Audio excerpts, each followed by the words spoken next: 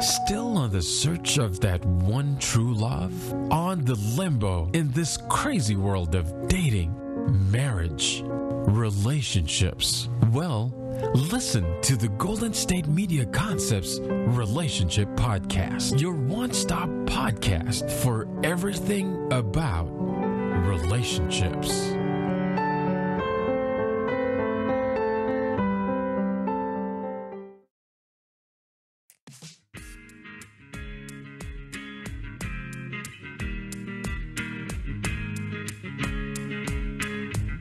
Hi there. Welcome to Golden State Media Concepts Relationships Podcast. I'm your host, John Johnson, and in this episode, we are going to talk about the white knight syndrome, when the woman is the breadwinner, and being in the friend zone.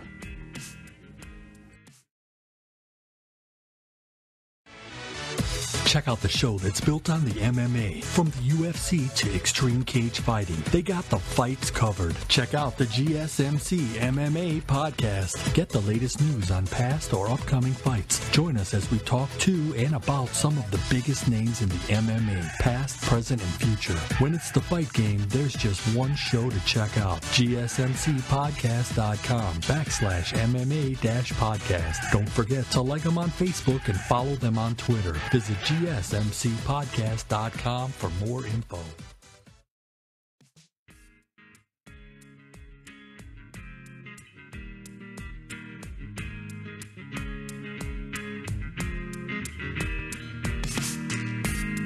Hi there. Welcome to Golden State Media Concepts Relationships Podcast.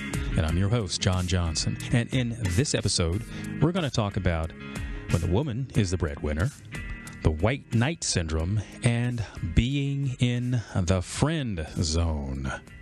When I talk about the friend zone, what I'm referring to is when you have that person that you have sort of had an interest in, but it stays in that state. It's not really romance. You know, you may have met them in a group setting. You may have known them from school, met them at yoga, met them in the supermarket, and you just kind of have, it sort of clicks a little bit. It sort of works. And, you know, if you want that to go to the next level, that is, you sort of being exclusive, where it's just the two of you, you can kind of be a couple, you know, that takes a risk. And, you know, you put your feelings out there. Well, if it's not kind of giving back in the same way, you know, it's sort of kind of awkward. You know, you're kind of thinking, well, are we moving forward here, or are we, you know, what's happening? You might be in the friend zone. Now, it obviously merits some discussion. You got to tell the person, hey, you know, I was wondering if we can kind of talk about the relationship here and deciding what you want.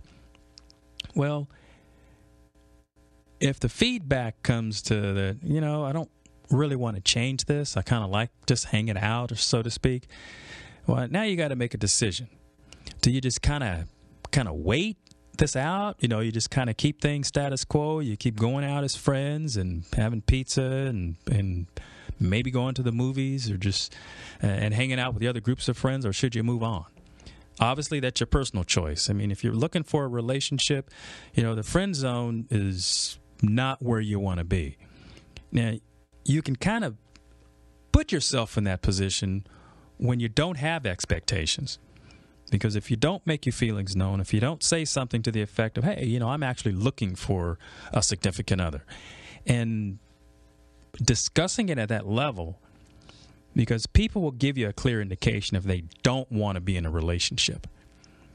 But, you know, you can kind of work on that, because you have people that are a little gun shy. They don't want to necessarily jump into a new relationship because the old one left them sort of in tatters. So the new one, it just might not be the time is right. So you might be in a friend zone for that reason. And you might be in the friend zone because they just don't have feelings for you. I mean, it's kind of important to know something about the background of the person we're talking about, because if they just have a history of not ever being in relationships, well, you're not going to get anything anyway. That's a lost cause. You just might as well just stay friends and or move on and look for somebody else. Now, the friend zone's not a bad place. Because as I shared, you've got an individual who just got out of a relationship. They got a little bit of repair work that they're going to have to do before they're probably fit to be in a new relationship. And you don't want to be the rebound, because the thing is, what I've learned about rebounds is if you're the first one after they broke up, you're probably not going to work out. They need to take some time to heal, and you need to give them that space. If you happen to be in their life at the time and something of a reliable person, you might be getting bonus points because you're showing your character, and that's an important thing to be able to do, especially for a person who's gotten out of a relationship, because it wouldn't have ended if it had been all good, you see. So having character that gives you an opportunity to do that. But the thing about the friend zone and getting placed into that, it's not romantic. It's sort of like the light on the telephone that's on hold, and you're hoping for something down the road. So you got to kind of give yourself some criteria here. How long do you want to wait? Because there are certainly other opportunities out there. I mean, if you're in your mind that this is the next greatest person in the world to be with, then you might decide to give it some time and continue to enjoy that person and have a good time with them. But if that person is giving you the clear indication that it's not going to go any further, you probably should move on and find somebody else that you're more compatible with. Because that's basically a situation. If you go to the grocery store, the shelf is empty. There is nothing there for you. And better that you find that out and learn it, deal with it, and move on, than just to keep hanging out. Because for what it's worth, if you want more, then you're going to have to go out and get it. And again, we're talking about the friend zone. Here's something that many of you probably come across, and you wonder what to do about it. Let's say you have a friend, they have a partner, and you find that partner has shown an interest in you. What do you do? Do you blow them out of the water? Do you run back to your friend and say, hey, guess what just happened here? I think it really merits you pumping your brakes and give consideration, and maybe you might have misunderstood something here. Now, I'm not talking about the overt somebody's coming on to you, but if somebody seems to be if somebody seems to be nice, and you're kind of wondering, is this personal interest here, or is this just the person being nice? I think the thing to do in that situation is you sort of say, hey, Janet, I think it's great that you and Bob are good for each other. I'm really glad that we're all friends. And that move sort of puts it out there that you recognize that Janet is with that guy, and that you're not going to ruin that, come between that, show any sort of inappropriateness. And if you may have had the possibility of misreading Janet's nice intentions, it won't put an ugly spin on it and create something embarrassing. So that's just a little piece of etiquette for you, that just in that conversation, you just bring up the name of the two people in the relationship and that how happy you are for them, and that sort of puts you in the clear. It sort of makes it clear that you're not wanting to come between them. And I'm also wanting to make it clear, too, there's a lot of things people say and do when they're under the influence of something, be it drugs or alcohol, and they may say something that they don't ever mean if they were level-headed or if they were in their right mind. And you don't want to ever take something like that too far, because you're going to wind up having to deal with damage control, and you don't want to be in the middle of two people when they're having a problem like that, because it's really not yours to deal with. You can be supportive without getting in the middle of it. Another thing I wanted to bring up is, and this comes quite often in conversations about dating. It's when to have sex in a date. Some people it's abstinence. You know, they have religious beliefs and they just don't believe sex before marriage. Others say wait 3 dates. Some say 3 months, 6 months. Some say after matrimony. That's kind of relates to that abstinence thing. And think about what it is that you want. Now, I've heard from women who have said that who may believe that if they have sex with a guy that they have a relationship, or that a guy loves them, or that a guy wants them. And that's not necessarily the case. Sex to a guy is a lot different than sex to a woman. And I know this has been talked about, but I'm bringing it up because that conversation came back to me in a discussion not too long ago. And it was really all about the interpretation of what being physically intimate means between two people. Now, you obviously should have a conversation about what it means, but in the case of how long to wait, that's certainly a personal choice. What has your experience been? You got to think about what's the perception of the other person when you become physically intimate, and what agreement do you have? Think about it. Are we exclusive? I mean, certainly with this day and age of sexually transmitted diseases, having a monogamous partner is the safer way to go. But some people treat sex as though it's recreational, and it's just a part of what they do when they're with somebody, and it could be several somebodies. You know, when you're not monogamous, then, well, that's the opposite of monogamy, with several, or the potential to be with several. Whatever you do, you want to make the decision for yourself ahead of time, because deciding these things after you've gotten involved with somebody comes with a great deal of risk, because some people get physically involved with somebody for all the wrong reasons. One, they think it's going to keep a person, and it generally doesn't. If you're in a committed relationship and you're having sexual issues, well, then that's probably something that needs to be addressed with a therapist or a doctor. But I'm talking about those, in this circumstance, I'm talking about those people who are single and who are trying to make the decision to take it to that level.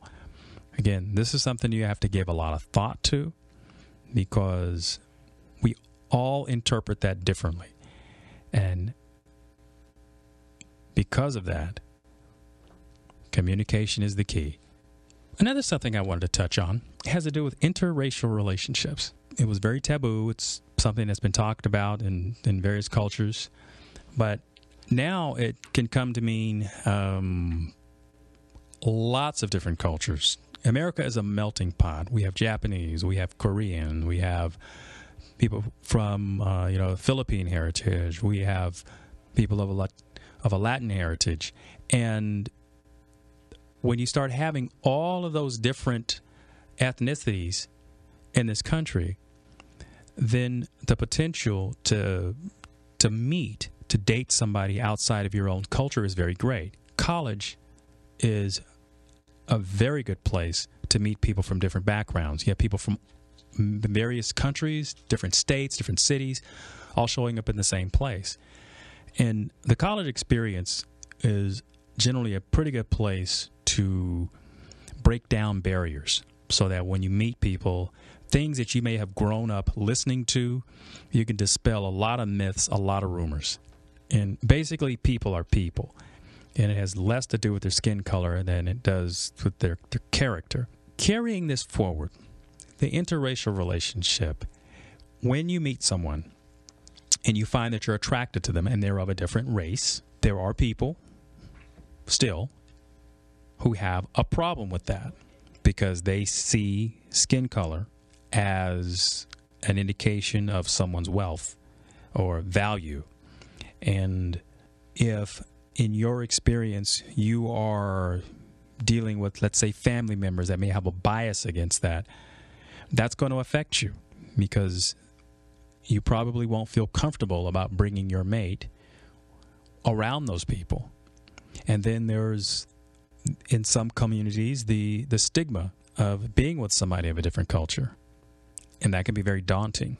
And by the way, when you become committed to that person, you have children, or you may have children, and the children of interracial parents, many people say that they're very beautiful because there's this exotic blend of skin and hair and eye color and stuff like that. I mean, that's all part of the outside. But, I think about the richness of meeting someone of a different culture and embracing that knowledge and applying that and being an ambassador, if you will, for being in a relationship with someone of a different culture. It doesn't have to always lead to kids and matrimony, but it's nice to be able to get outside of your own comfort zone. And I think about that. Next up, I'm going to talk about the pain of loving someone when it is one-sided. That's called unrequited love. And we'll be back. Tired of searching the vast jungle of podcasts? Now listen close and hear this out.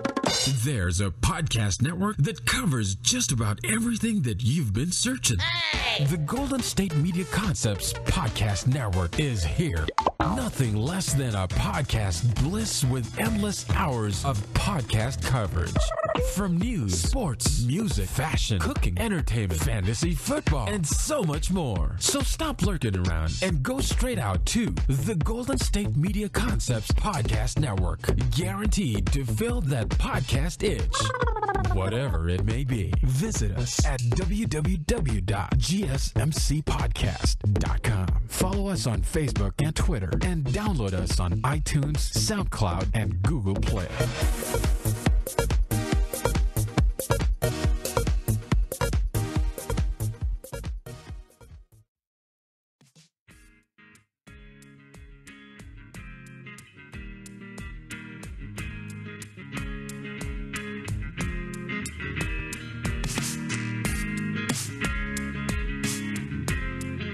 Unrequited love. It's basically, I would describe it as a romantic feeling sort of experience that's only one-sided.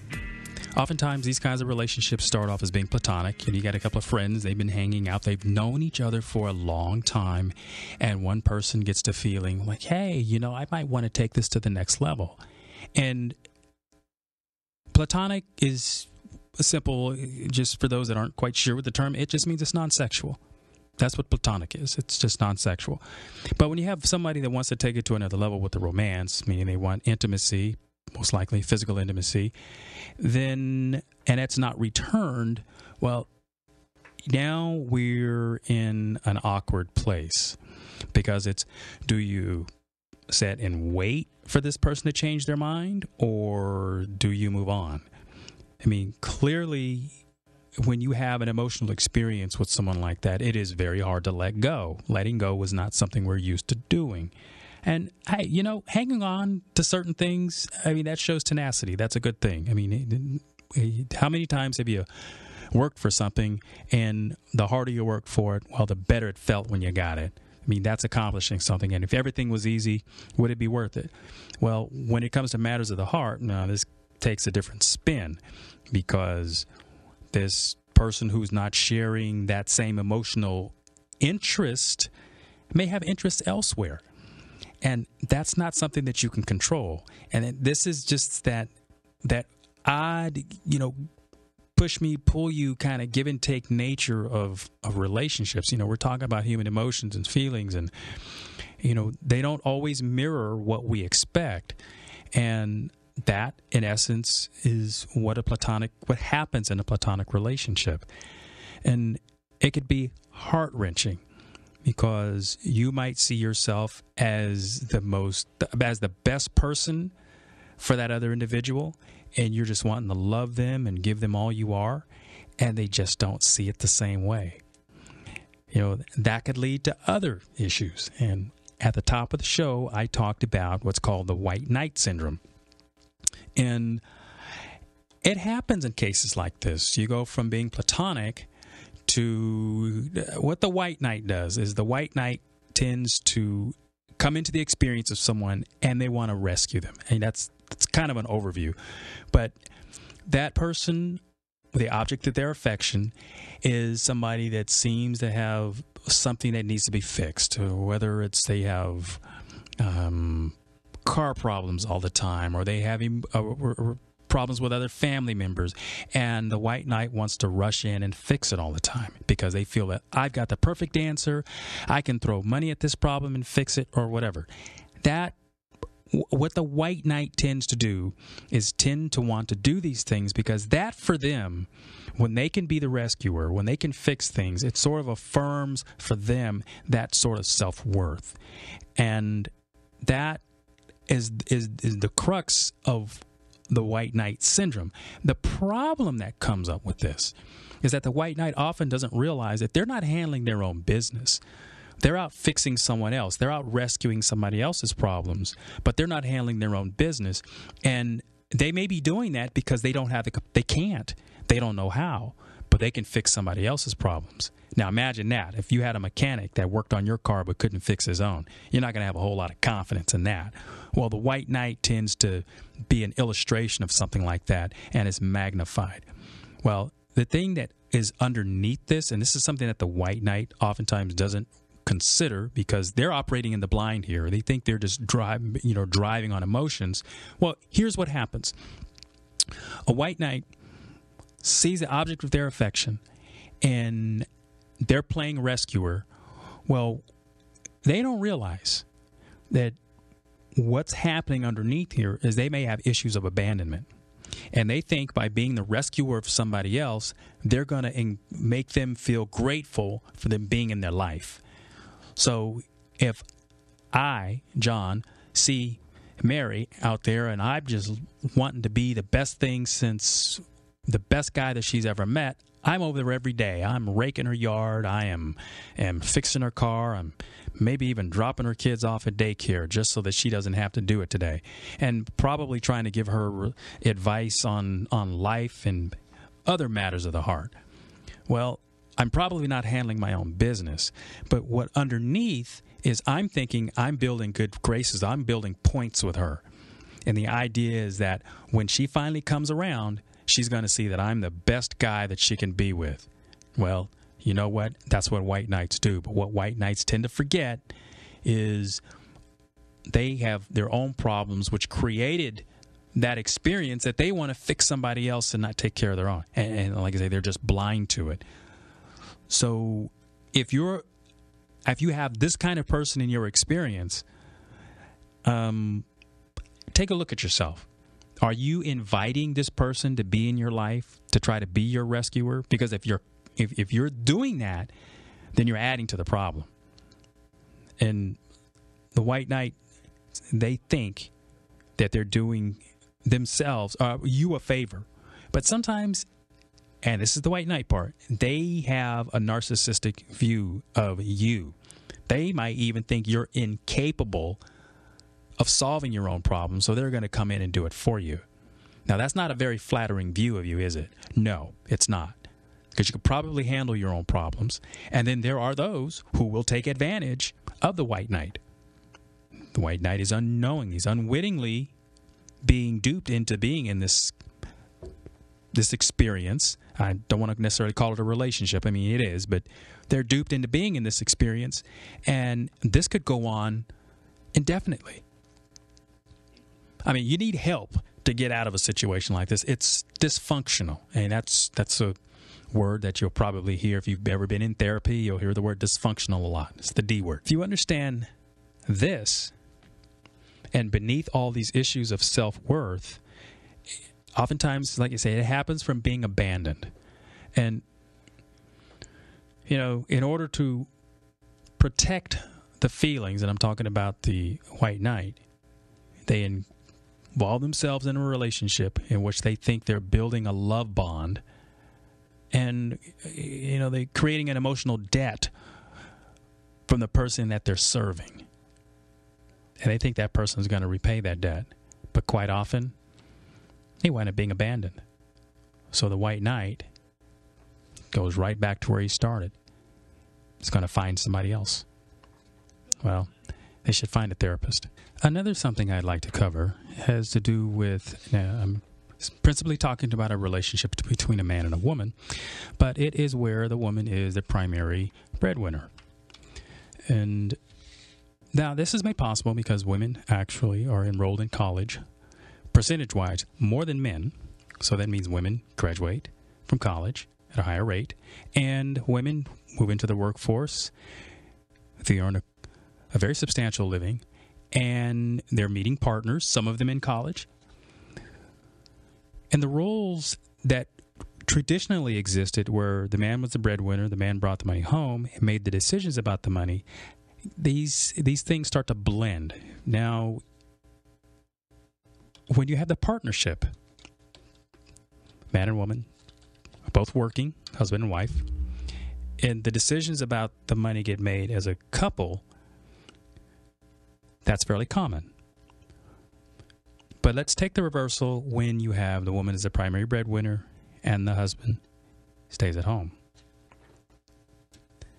The masculine role that used to be played by the man, has now shifted. And it's, how do we make this transition? What's expected? Because what I have heard, now this is again talking to women who had men in their life who have been, say, stay-at-home guys. Their participation in the relationship, the willingness to participate in the decision-making has fallen away. The volunteering for things to do in the relationship, it just, and for some, it's almost non-existent. I mean, I've known of cases where the man just basically became depressed and didn't get up off the couch. When you have a woman that's the primary breadwinner, so to speak, or income earner, then the job of the male in this experience then becomes of, what am I supposed to do? How do I become part of the decision-making process? Because now I have my traditional role, what I have grown up to understand, has been upended. And that becomes a source of relationship strain. I don't doubt that when women grow up, those that experience fathers who have been very instrumental in their lives expect to find a mate who is capable of doing the same thing. But when you earn more money, or in the case of many of these relationships, he's become a stay-at-home dad, then the male role, it gets blended. And it's no longer about being the dominant person in a relationship, but again, it's the shared power. Or I can say again, but it's the shared power in a relationship. And these things have to be discussed. I'm real big on communication, as I've shared in other topics that I've talked about. If you're a man and you're in this situation, you know what I'm talking about. It's hard to be assertive because quite often these women who are in relationships where they're their primary income earner have learned a certain level of aggressiveness, assertion, if you will, but that's because of survival. It's not to emasculate a man. But I think what women have to understand who are in these sort of role shift, role reversal kind of relationships is what emasculating a man is. It's cutting him out of the process. It's when you don't acknowledge his value and thereby dismissing him and maybe not even realizing that's what you're doing. But you have to give onus to the fact that it's a struggle, because what young men grow up seeing in images of movies, television, so on and so forth, is an old idiom. It's the idea that men are in charge of things and that men will always be in charge. Well, this job of then being the nurturer shifts from the woman to the man. And while he may have had experiences of living that in his life with his mom or sisters. Now he has to bring that to fruition in the relationship with his significant other. And it may be easy to do for a while. When you have kids, you have a purpose. But what happens when the kids grow up or they're gone? What's the role then? It's not so clear. What I know is that these situations lead to confusion, depression, divorce, and it's how do we fix it? One must first recognize that there is a problem, one that's brought about because you've never seen something like this before. We are now dealing with these kinds of things and out in the open, but there is hope. Now that we recognize that a problem exists, you can now begin to work on the problem. The problem being of the role reversal. How do we manage this situation so that we have containment, so that we can both doing it in a loving way, and for a man not to feel emasculated? I think decision-making should be a shared experience. Continue to do that. Continue to emphasize that you're both important to each other. And there's always help for a relationship if you want it, be it your clergy, be it your professional therapist. I don't always suggest that friends weigh in on something like this because this is obviously deeply personal and they may not have had your experience.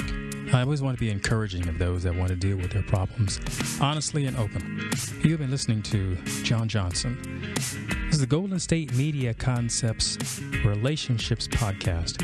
You can find us at www.gsmcpodcast.com, or you can follow us on Facebook or Twitter.